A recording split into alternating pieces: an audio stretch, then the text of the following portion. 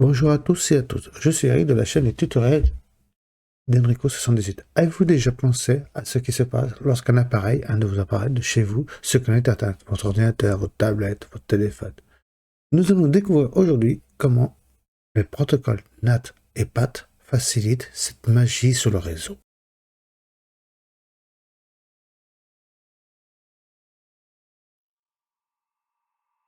Donc, dans ce tutoriel, nous allons voir en détail ce que sont les protocoles NAT et PAT et pourquoi ils sont essentiels et comment ils optimisent votre réseau. Qu'est-ce que c'est le NAT? Le NAT, ça permet de traduire les adresses IP privées utilisées dans un réseau local, le LAN, et une adresse IP à une adresse IP publique, unique. Lorsque les appareils communiquent avec Internet, pourquoi le NAT est-il nécessaire? Les adresses IP sont limitées et le NAT aide à conserver les adresses publiques. Les réseaux locaux utilisent des plages d'adresses IP privées, exemple 192.168.x par XX ou 192.168.1.1 par exemple, ou alors 10.1 qui ne sont pas routables sur Internet. On dit pas routable, c'est qu'il ne peut pas être utilisé sur Internet. En masquant les adresses IP privées derrière une adresse IP publique, le NAT ajoute une couche de sécurité supplémentaire. Les appareils internes ne sont pas directement accessibles depuis l'extérieur. Et comme vous allez voir, le NAT, c'est Network Address Transaction. Alors, comment fonctionne le NAT? Lorsque les appareils d'un réseau local veulent se connecter à Internet, le routeur remplace leur adresse IP par une adresse publique. On peut voir sur le schéma que je vous fais voir. Je vous dévoile au fur et à mesure. On place donc, exemple, l'appareil A. Voilà. L'appareil A a une adresse IP. On va prendre l'appareil A, celui-là. Une adresse IP qui commence par 192.168.1.2. Et est remplacé automatiquement quand on voit par 198.51.100.1. C'est une adresse publique du réseau. Avant d'envoyer la requête. Vous savez que quand il envoie un message, par exemple, il veut se connecter sur Google ou sur YouTube, il envoie avec son adresse IP, il envoie au routeur, donc chez vous par exemple à votre modem. La modem voit cette adresse-là, à cette adresse-là, publique. Et lui, qu'est-ce qu'il va faire? Il va communiquer, il va basculer de cette adresse-là en adresse-là, comme celle-là, comme je viens de le dire, elle n'est pas routable, donc elle ne peut pas aller directement sur Internet. Donc, il va utiliser cette adresse pour se connecter sur Internet. Et là, par exemple, si le deuxième PC veut se connecter, il fera 192, son adresse IP, ça sera 192.168.1.3, par exemple. Il aura toujours cette adresse-là, publique. Avec les 4 PC ont une adresse privée différente, 1.2, 1.3, 1.4, 1.5, sauf qu'ici, ça sera toujours 100.1. Quel que soit le PC qui se connecte à l'extérieur pour se connecter sur Internet. C'est pour ça que, par exemple, sur votre téléphone, quand vous vous connectez en Wi-Fi sur votre box, que ce soit votre box ou même votre PC portable connecté sur votre box ou votre tablette, chacun, la box va vous donner une adresse IP. Et quand il va se connecter sur Internet, vous pouvez interroger votre navigateur, hein, vous marquez IP, mon adresse IP, et vous verrez une adresse IP précise. Et vous verrez, vous pouvez poser la question, allez sur le site, juste à mon adresse IP, quel que soit l'appareil que vous utilisez, et il vous donnera toujours la même adresse IP publique. Si bien sûr, votre tablette ou ça est connecté à votre box, par l'intermédiaire de votre box. L'avantage du NAT, c'est qu'il réduit la consommation de l'adresse IP publique. Il y a une sécurité supplémentaire via la traduction. Les appareils du réseau interne restent cachés. C'est pour lui, Internet, quand il revient, quand il vous renvoie l'information, lui, il a cette adresse-là. Le web, quel que soit le site où vous allez, il a cette adresse-là. Il sait que c'est là qu'il doit s'adresser. Mais il ne sait pas sur quel ordinateur ça va aller. Quel est l'ordinateur qui réclame? Si c'est l'ordinateur, une tablette ou caisse. Il ne sait pas. Donc, c'est en quelque sorte, ils sont cachés. D'accord? Il permet à plusieurs appareils, donc, comme je vous dis, d'utiliser une seule IP publique. On attaque sur le deuxième. Qu'est-ce que c'est le PAT? On a vu le NAT, comment c'était. et le PAT. Maintenant, on va voir le PAT. Le PAT, c'est Port Address Transatlant. Il utilise des ports pour différencier les connexions, idéales pour maximiser l'utilisation de l'adresse IP publique.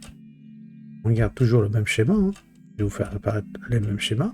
On va sur le site, bien sûr. l'EPAT est une version avancée du NAT, où plusieurs appareils partagent la même adresse IP publique, mais chaque connexion est différenciée par un numéro de port. Voilà la différence. C'est la même chose, ça fait une fonction que le PAT, en version plus améliorée. Vous avez vu qu'on a vu sur la page précédente, c'était 192, etc. Sauf que quand l'information arrive ici, il y a l'adresse IP, quand il n'y a qu'un seul PC, un seul appareil qui est connecté en local, il ira direct, mais quand il y en a plusieurs, c'est plus difficile. Par exemple, lorsque de nombreux appareils dans un réseau LAN utilisent une seule adresse IP, il est crucial de distinguer la connexion simultanée. Parce que si les 4 parlent en même temps, pour lui, en retour, il ne va pas savoir lequel des 4 a demandé l'information. Déjà, il ne va pas les voir. Mais le routeur, lui, il faut qu'il sache à qui s'adresser. Donc le PAT utilise donc les ports d'identification pour chaque flux de données et permettant automatiquement de réutiliser l'adresse IP publique avec précision. Vous voyez, par exemple, on prend l'exemple. On va prendre l'exemple de fonctionnement. Lorsqu'un appareil interne envoie une requête vers Internet, par exemple, donc le NAT, le routeur NAT, donc il modifie donc non seulement l'adresse IP source, comme pour le NAT classique, mais ensuite aussi, il rajoute une adresse source. Comme vous pouvez voir, on prend l'exemple là de 192.168.1.2 et le port, là c'est l'adresse IP, 192.168.1.2 c'est l'adresse IP, 2 points, le nom du port. Bon là c'est imagé, mais là, en port vous avez plus de 65 000 ports. Donc vous savez de quoi faire. Donc là on va prendre le port 1, 2, 3, 4. Il envoie l'information. Le NAT, donc le routeur NAT, il va convertir le NAT en PAT, donc convertir l'adresse IP privée en adresse IP publique, il connaît. Donc l'adresse IP publique, comme on a vu voir sur les slides précédents sur le PAT, sur le NAT, est 198.51.100.1. Il rajoute l'adresse port qui est 4001. Donc il sera que quand lui il va envoyer un message, il va répondre toc, il envoie l'information, la page web va envoyer l'information. Il sait que l'adresse IP c'est celle-là avec le port 4001, il l'envoie. Le routeur va savoir que c'est pour ce PC-là, mais non pour les autres. Qu'est-ce qu'il fera? Il enverra automatiquement la requête qu'il lui a demandé. C'est le même principe si par exemple ce deuxième PC le réclame. Vous voyez, le port, l'adresse IP, c'est toujours 192.168.1.3. Là, c'est l'adresse IP privée. Il aura un port automatiquement le 5678. Sauf que quand il va envoyer la requête, vous voyez, l'adresse IP publique est toujours la même, 192.51.100.1, on peut voir. Sauf que le port, c'est pas le 4001, mais c'est 4002. Comme ça, il saura, le routeur, il saura que c'est 4002, c'est pour lui, 4001, c'est pour lui. Et là, par exemple, 4003, 4004. Le port permet donc automatiquement de router au routeur de suivre chaque section indépendamment. Si plusieurs appareils utilisent la même adresse publique, on peut voir.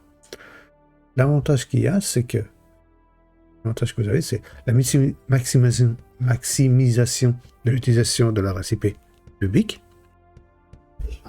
la gestion précise des flux de données avec des ports uniques, idéal pour les réseaux denses où de nombreux appareils doivent accéder à Internet simultanément. On peut voir. C'est un comparaison des NAT et du PAT. Donc le NAT est idéal pour les petits réseaux, tandis que le PAT est parfois pour des réseaux denses, avec de nombreuses connexions simultanées. Pour ça, le PAT, on le verra plus en entreprise que chez un particulier. Donc le NAT, comme on peut voir, dans un réseau domestique, qu'est-ce qu'il a l'avantage? Donc le box interne, par exemple les box d'Internet, un foyer utilise le NAT pour permettre à plusieurs appareils, téléphone, ordinateur portable, console, d'accéder à Internet avec une seule adresse IP publique attribuée par le fournisseur d'accès, le FAI. Vous pouvez voir. D'accord? Lui, le PAT, on peut voir le PAT, lui, ce qu'il va faire, il va être une entreprise, ça va être géré par une entreprise et que certains avec des centaines d'employés utilisent, eux, le PAT, pour tous les appareils qui puissent accéder à Internet avec une adresse IP publique pareille. Et chaque connexion est suivie du port unique qu'on a pu voir. Donc vous voyez les avantages et les inconvénients. Donc l'avantage, on voit bien que l'adresse publique, il n'y a qu'une seule adresse IP pour plusieurs appareils dans le NAT. Là, c'est une seule adresse IP pareil, mais différenciée par des ports, on a pu voir sur le slide précédent. La gestion des ports, pour le NAT, il n'assure pas, mais le PAT, oui. C'est pour ça qu'ils sont souvent associés tous les deux. La scalabilité, il y en aura moins dans le NAT, mais très présent dans le PAT. Cas d'usage donc en domestique, comme je dis, et en entreprise, ou le fournisseur d'accès pour le PAT. Récapitulatif de tout l'ensemble, on pouvait voir. Donc, en conclusion, le NAT est souvent utilisé dans les foyers et largement employé, et le PAT est largement employé, comme on peut voir, autrement, en entreprise, dans les grandes entreprises et des fournisseurs d'accès. Là, on voit bien que c'est plusieurs ordinateurs qui peuvent être connectés. Le serveur, ça passe par un serveur, etc. Un serveur proxy, par exemple, pour protéger justement un peu plus là. Et vous voyez, le chemin n'est pas vraiment le même, quasiment le même. Si on enlève le serveur, c'est comme si le PC se connectait directement là. Tous les PC seraient branchés là. Mais là, un serveur, là ici, automatiquement, il va avoir un switch. Il ne sera pas à présent. Pour vous faire voir, je vais vous montrer en conclusion très rapide. Voilà, on voit bien dans le paquet de traceurs. Là, j'ai représenté pour une entreprise. Hein, c'est le serveur web. Là, c'est le routeur NAT-PAT. On pouvait le constater. Ils sont tous les deux ensemble. Là, tous les PC sont reliés sur le suite. On peut en avoir 3, 4, 10. J'ai juste pas mis une grosse quantité parce que sinon ça a fait beaucoup. Donc, on veut admettre que ce PC-là veut aller sur le serveur web qui est ici. Donc, on va lancer la petite simulation que j'ai lancée. Donc, vous voyez, j'ai marqué l'ERP, CMP, c'est la même chose, vous allez voir. Je lance le process, hop. Vous voyez, il va interroger. Là, ce qu'il va faire, il va interroger tous les PC. Lui, il ne sait pas où est le serveur. Donc, il va interroger tous les ordinateurs. Ça va renvoyer sur le serveur. On va stopper comme ça, on verra. On va remettre, on va réseauter tout l'ensemble. Donc, on va faire un par un. Donc, vous voyez, là, la personne passe par le switch. Il va envoyer un message. Ouais, bon, là, c'est vrai qu'on a fait une étape précédente. Mais il va vérifier l'adresse IP qu'il a. On regarde bien l'enveloppe. Vous voyez, l'adresse source, on voit bien que c'est 192.168.1.2 qui est ici.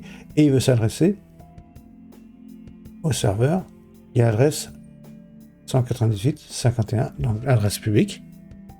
On voit bien, il l'a transformé en adresse publique. Allez, avec les CMP, l'adresse MAC, on voit de chaque côté, etc. Donc il envoie bien au l'endroit. La seule chose, c'est que quand il a interrogé, lui, la seule chose, le PC, il n'a pas vu précisément où était le serveur, il ne sait pas. C'est le routeur qui va savoir où il est placé. Donc le PC, il a envoyé une adresse de broadcast, qu'on appelle ça, il a envoyé à tous les PC pour trouver quel serveur. Et le serveur, automatiquement à son réseau, le serveur a eu le même message que les deux autres PC. Les deux autres PC ont ignoré parce que non, c'est pas moi. Le routeur a dit oui, c'est moi. Voilà l'adresse en question. Je te donne l'information. Qu'est-ce qu'il a fait le PC? Il renvoie l'information au routeur, que le routeur va automatiquement communiquer au serveur. Le serveur va voir l'information. Il va voir, il a l'information. Et si ce qu'il va faire, et vous voyez, regardez, il la met dans 49.100 et vous allez voir que sur le routeur, il va automatiquement donner. Non, il a dû donner automatiquement l'adresse. Voilà. Et là, il va envoyer l'information. Et là, c'est bon. Il a récupéré la page web qu'il voulait voir. On va revenir sur notre PowerPoint, en discussion qu'on avait. Donc, et voilà. Vous connaissez maintenant les protocoles NAT et PAT. Comment ils fonctionnent, leurs avantages et leurs inconvénients. Si vous avez des questions sur le NAT ou sur le PAT, laissez-les moi dans les commentaires. Je me ferai un plaisir de y répondre. Et si cette vidéo vous a aidé, pensez à liker, à vous abonner, à partager et à bientôt sur une nouvelle vidéo. Merci, au revoir.